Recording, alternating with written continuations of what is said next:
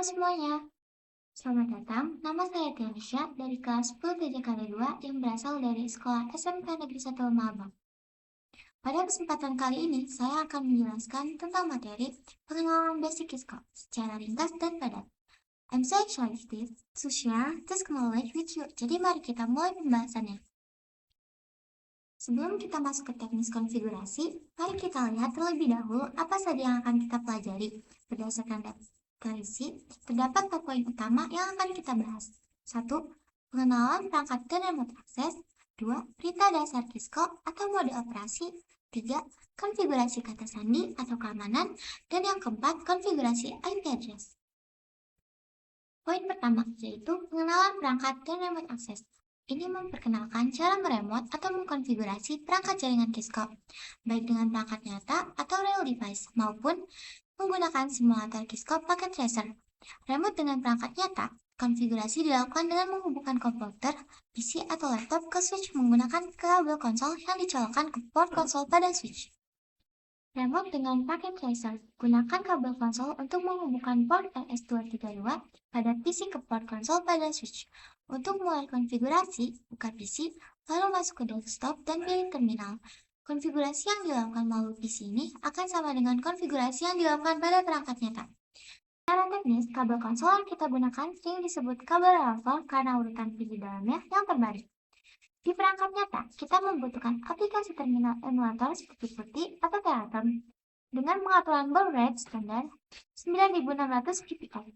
Selain akses fisik melalui konsol, dalam lingkungan kerja nyata, kita juga mengenal in-band management seperti SSH yang memungkinkan kita mengonfigurasi perangkat melalui jaringan asalkan IP address sudah terpasang. Poin yang kedua, perintah dasar Kisco atau mode operasi. Ada 3 mode operasi dasar yang harus diketahui dalam Kisco CLI atau Command Line Interface. Mode operasi user mode, simbol seperti tanda panah, perintah masuk, default setelah masuk, kegunaan penting hanya terbatas untuk pengetesan seperti telnet, SSH, atau ping, tidak bisa melakukan konfigurasi. Mode operasi privilege mode, simbol seperti tanda pagar atau hashtag, perintah masuk enable, kegunaan penting, memungkinkan pengguna lebih banyak perintah, tetapi tidak bisa mengubah data konfigurasi. Mode operasi Global Configuration Mode, simbol dalam kurung config, hashtag, perintah masuk, konfigurasi, kegunaan penting, tempat semua konfigurasi dilakukan, mengubah atau menambahkan pengaturan. Bantuan perintah, gunakan tanda tanya untuk melihat daftar perintah yang tersedia di mode saat ini.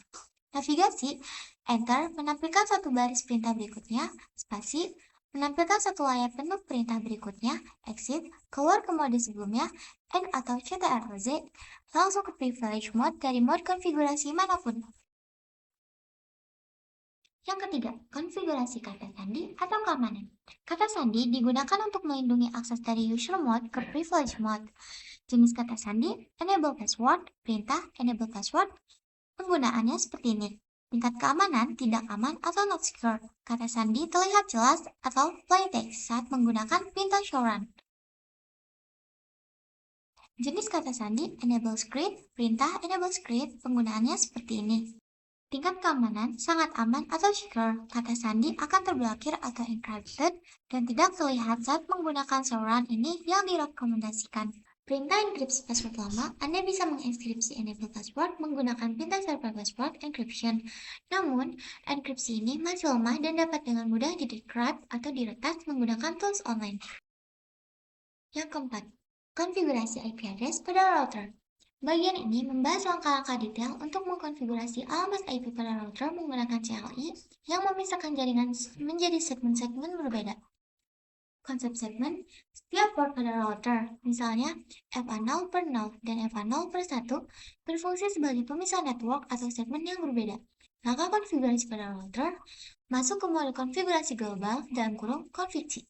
Masuk ke interface yang akan dikonfigurasi, misalnya interface FA0 per 0, nyalakan interface dengan perintah no shutdown, berikan alamat IP dan subnet mask. Kisco menggunakan subnet mask 255.255.255.0, bukan prefix per 24, IP address 10.10.1.255.255.0. Verifikasi IP router, gunakan perintah show IP interface brief untuk melihat daftar interface yang sudah dikonfigurasi, alamat IP, dan statusnya up atau down.